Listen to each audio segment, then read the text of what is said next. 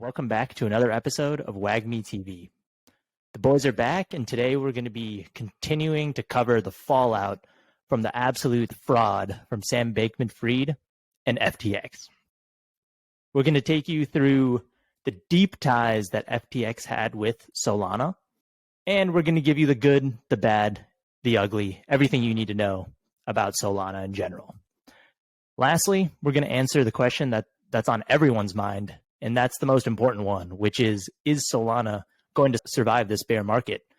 Mata, can you give us a quick rundown of what Solana even is, just to start people off? Really quickly, just a background there. So Solana is a proof of stake chain, something that we've heard a lot recently as a layer one.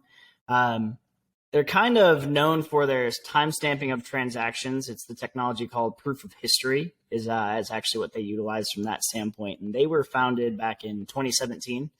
They were originally built by Solana Labs. It's a for-profit software company that's based in the U.S. And it was built by Anatoly Yakovenko, which we'll get into him a little bit later.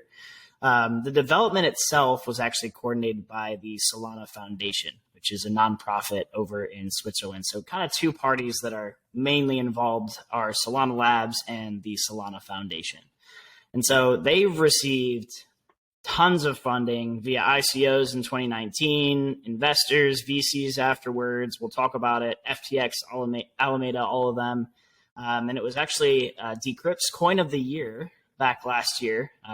If you all are not super familiar with Solana, it went absolutely wild from a price action perspective. But I think the major things to think about are it's deemed to be the fastest cryptocurrency on the market. They do up to 65,000 transactions per second. I know they were shooting for around 100,000. And ultimately, their original goal is to be the decentralized alternative for stock exchanges like the NASDAQ, for example. To get to that point, the thought is they need about 1 million TPS to do this. So still kind of a far cry from where they're at now, but still the fastest that we've seen. So we'll get into it in a second here, but kind of DeFi is where they were initially focused on. And one of their biggest investors was obviously Sam Bankman-Fried himself. So we'll send it over to Evan here and let me share my screen. So yeah, unfortunately, but there was exposure on both the Solana Lab side along with the Solana Foundation side. And, really that Solana Foundation side was the hardest hit out of the two. When you look at the foundation, they're looking to drive grants, more research and development, and then also education in the space. And so originally, Solana was only comprised of Solana Labs. Around April 2020, they transferred about 167 Solana tokens to the foundation, which the foundation was able to use to fund some of these programs that we talked about. And when FTX came in and Alameda came in, they allowed them to exchange that investment for Sol token. And so we saw the Solana Foundation allow FTX to invest about 50 million worth of tokens, which would vest every month from 2021 to 2027. So that's a pretty staggering amount of about 500,000 Sol tokens a month are being sent from the foundation to FTX. And really, when you break down the numbers even further, you see that FTX and actually Alameda was the big driver of this investment. At the end of all of these unlocks, these monthly unlocks, they were going to hold 10% of the fully diluted market cap. So obviously, Alameda had a huge stake in Sol with the amount of Sol tokens that they held. On the other side, the Solana Lab side, they also sent 7.5 million Sol tokens to Alameda as well. So, Sol is one of the hardest hit tokens that we've seen over the last month because of this immense exposure that they had to FTX. Not only was it the Solana token that was hit hard by the amount of sell-offs that FTX had to do with what was on their books, but also the Solana Labs balance sheet held the FTT token. So, they're kind of getting hit by both sides of the knife here. Their own token was held by this, fraudulent exchange that went bankrupt. And then also they held this FTT token that ended up, not really having any value and led to the demise of FTX and Alameda and Sam Bankman-Fried. So, it's a brief overview of their investment, but you can see why they're so hard hit with the bankruptcy and the downfall of FTX. And these tokens added up to, the ones that are highlighted here, added up to like 180 million or so in investment. I think the biggest question is, could have that contributed to the runway of Solana or investments they could have used in the future, right? I think that's kind of one of the biggest questions, of whether they could use that, take it from some of the grants or some of the nonprofit research they were doing and use that to fund Solana Labs. But it'll be kind of interesting to see how they battle back from that. Fantastic point. And I think something that our resident DeFi expert, Soham, always goes into is TVLs. We'll pull that up really quickly, something that got hit really hard on Solana. If you want to dive into that for us, Soham. What you see here is really the TVL, which is the total value locked. We've talked about it previously, but what this is really like a measure. A lot of people use it to measure like success of various DeFi projects. And in terms of L1 blockchains or L2 blockchains, really tries to signify how much usage and how much actual value, how much US dollars are actually locked in that blockchain or in a specific DeFi protocol, right? As you can see here, we have a chart that peaked probably right about a year ago, probably almost to the day, honestly, like late November last year. We had a TVL on Solana as a blockchain of 10 billion, right? Fast forward to today, and we are all the way down to like 200 to 300 million. So it's almost like it's a shocking decrease, right? And definitely not something that you want to see your TVL for an entire ecosystem being down like 97, 98%. Really not good. And as a lot of people call Solana like a potential Ethereum killer, given its advantages on transactions per second and speed and cost. Just it's very low cost compared to Ethereum. But if you go over to Ethereum's TVL chart, you see there also not great, right? You had about at the peak of it, you had about 100 billion or so, and now we're down to like 24, 25 billion. But in terms of comparable analysis, that's only down 75%. And that just further illustrates how brutal it is in kind of the DeFi landscape for Solana at the moment, being down 97, 98% from its all-time high. So definitely not a positive thing for Solana, but we'll go in and cover a few other kind of aspects that we think are important to keep a look at when we're thinking about the health of the ecosystem and if it's going to survive moving forward through this bear market. Yeah, with such a heavy emphasis on DeFi in the Solana ecosystem, that's definitely not something that you want to see from the TVL perspective. And I think kind of reiterating what Garcia had mentioned about, do those FTT tokens end up being kind of some of that future funding for this group? I thought it was interesting. We came across this Twitter thread from Anatoly himself, who's the CEO, right?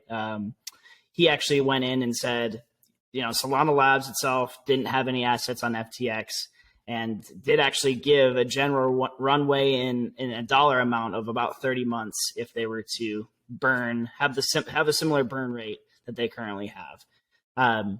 I think something to be noted about, this tweet specifically that made me think a little bit deeper about it is, he even noted, right, we learned our lessons in 2018, right? This isn't Solana's first bear market. This isn't Solana not being able to build, right? They've shown that they can build. They've shown that they can be productive. And then they reap the benefits in the bull market, which is exactly what we kind of preach all the time, is that's when all the building happens. That's when you flush out all the BS projects is really that bear market. So I think the real question and why I'm not really certain if this is a good thing or a bad thing for Solana is 30 months enough, right? Are they going to get any more funding within that 30 months?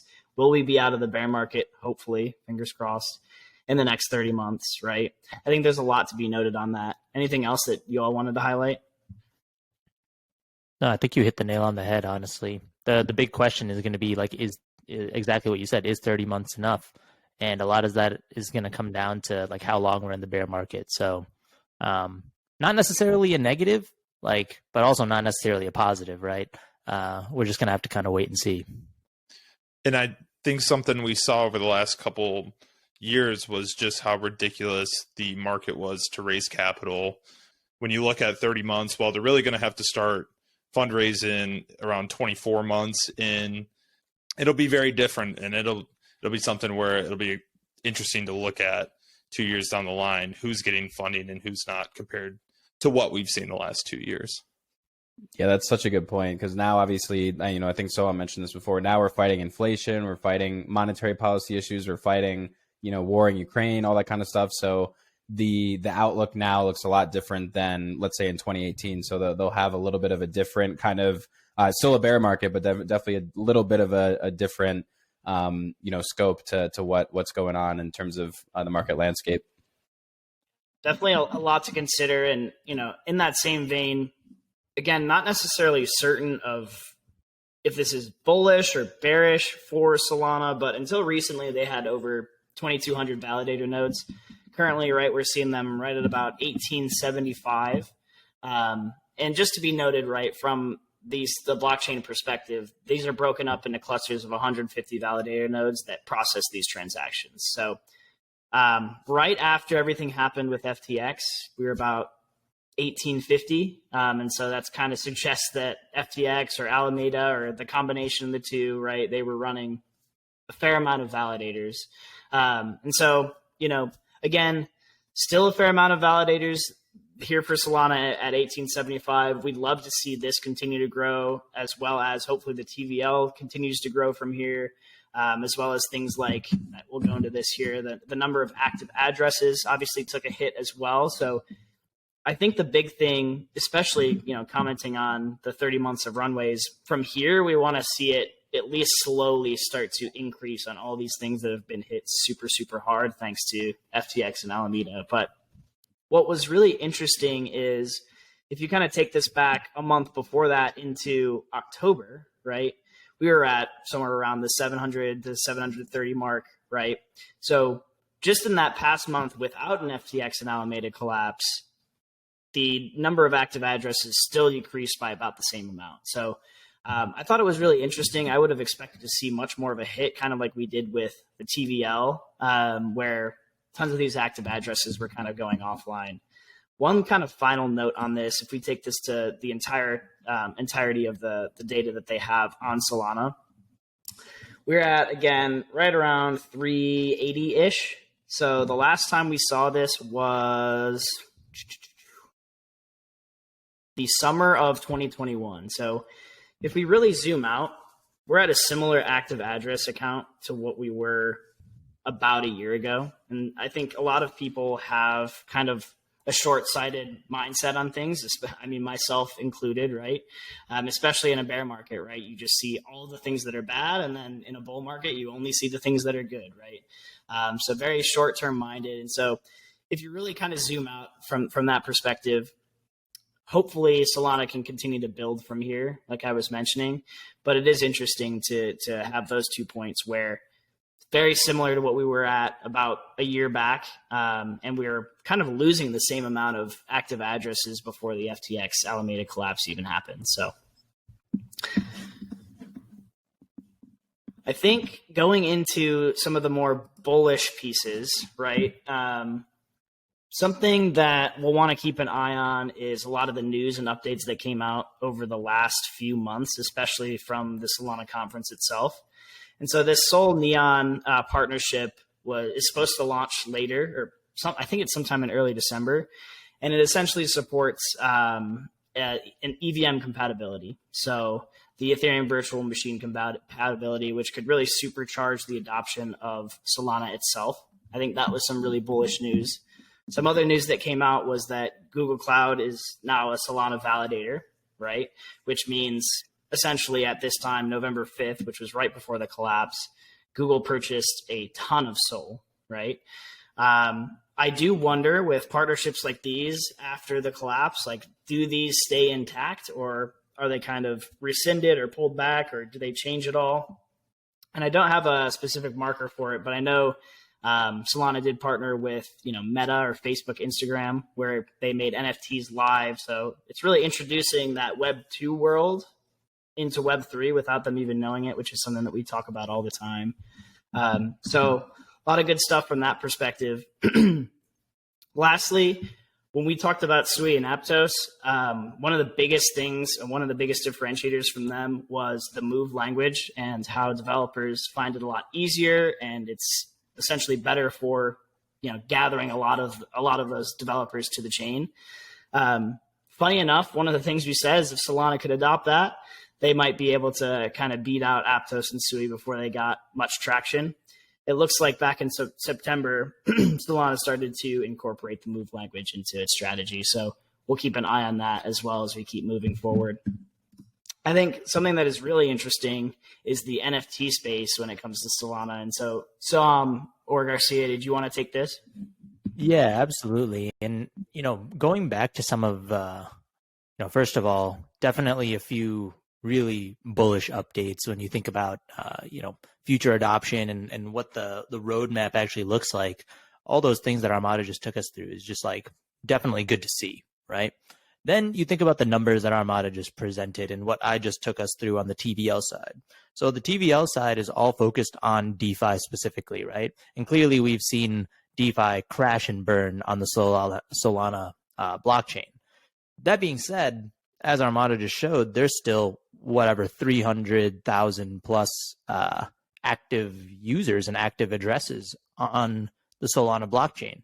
So with everyone fleeing DeFi, where are these active users operating? And the answer seems to be they're operating in the NFT space. If you scroll down here, Mata, there's a highlighted portion in green right here. And what's interesting, Mizari, which is like a research company, they came out with this report basically saying that quarter over quarter, the number of daily new NFTs increased over 8 million, representing a 20% growth quarter over quarter in NFTs. That's phenomenal, honestly. And it answers a lot of the questions of, what is going to be that catalyst that really keeps Solana afloat through these tough times. Clearly, they've been losing a lot of traction on the DeFi side, but it's still really good to see that they're pretty much keeping a strong foothold in the NFT space. So this was an interesting article that we figured was interesting to show here. I think Garcia also has a few other metrics on the NFT side that kind of go along with this. Yeah, so here we have NFT volume on the top in Solana, and then on the bottom, the daily active traders. So to Soham's point, not only have we seen more projects come out, but we've also seen the amount of Solana volume being done on the NFT marketplaces for Sol go up pretty substantially. We have seen the amount of daily active traders go down. That's kind of sort of to be expected with just the price action we've seen in crypto. A little bit loss of interest. We can see a little bit of a spike in that time when SBF had that collapse of FTX in that first week of November, and then it kind of flattens out after that. But if we go to the next link here, it's really, really clear that from a volume perspective, especially month over month, Solana is still doing really, really well. I would say that it's important to note that 95 to 99% of NFT volume for Solana is done on Magic Eden marketplace, whereas OpenSea, Solanart, a lot of these other ones not really as popular. So really what we're looking at is the month over month change of Magic Eden volume, and that's at 84 million, which is representing a 37% month over month change. So if we think about that, the money going through NFTs, that's 30 to 40% of the total value locked in Solana entirely as a DeFi ecosystem. So it represents a lot more activity, I think, than people realize sometimes, and even that I realize. So I think that's really, really bullish, and it's been really giving ETH NFTs a run for their money with just how easy it is to use Solana NFTs and the low transaction fees. Yeah, absolutely. And I think that kind of brings us to our endpoint of at least the sharing pieces. Evan, I'd love to get your take, just of everything that we've seen, of everything that we've gone through, kind of like what are your thoughts just on Solana, as it is now? Yeah, no, it's a great question. I think Solana has its pros and cons like any blockchain. When you look at the scalability of the blockchain, it's obviously super scalable, doing, upwards of 60,000 transactions per second. I think they've clocked like a few thousand actually in practice.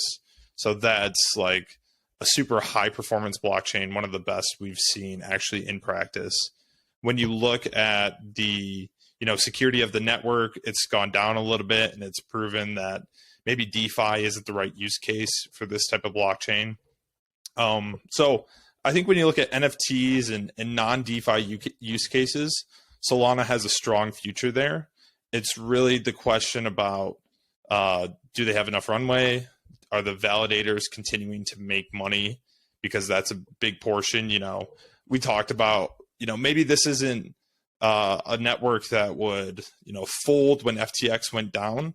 But if validators don't continue to see, returns on their investments, or developers don't see the traffic that they need on the blockchain, it could kind of be a slow death. And so, honestly, like with those numbers that you showed, it's still super promising in a lot of the non-DeFi spaces. And so because of that, because of the environment we're in, and all the things that are trying to drag Solana down, whether it's, the huge price drops, FTX, and like the unlocking of the soul that's going to come out in the future, I still think it's got a strong future, and it's one that I think we should continue to pay attention to, because there's a lot here, and it's proven that it deserves to be like a top 10, top 15 blockchain. Yeah, absolutely. I think you bring up a ton of good points, and we always scream it from the rooftops. I feel like when it comes to reviewing L1s, right? You gotta attract the developers, right? Exactly. And it would be really interesting to get, someone who's either developed on Ethereum or developed in Solana or both, right? And get their opinion on, the fundamentals really haven't changed, right? So theoretically, you can still run your software less expensively than in Ethereum.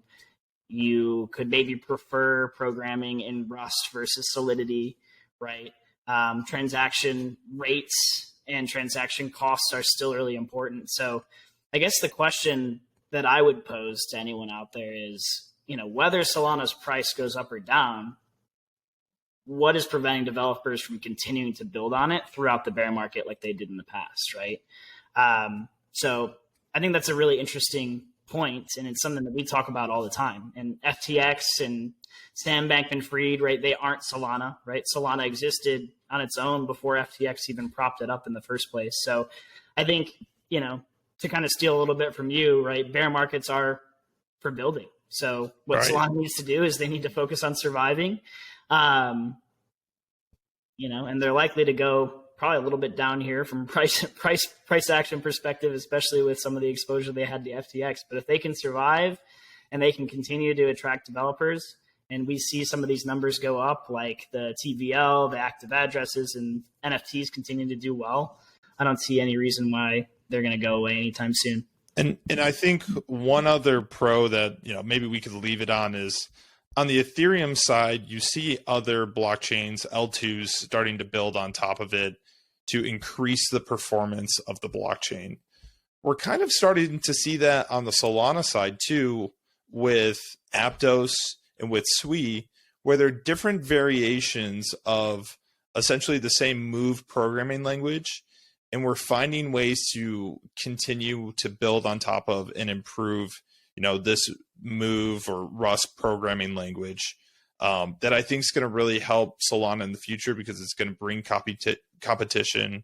Competition breeds innovation, and it'll continue to move from there. So I think there was a lot of, negative points we put out about what's Solana struggling with at the moment, but still a lot of great attributes that it has as an L1 blockchain.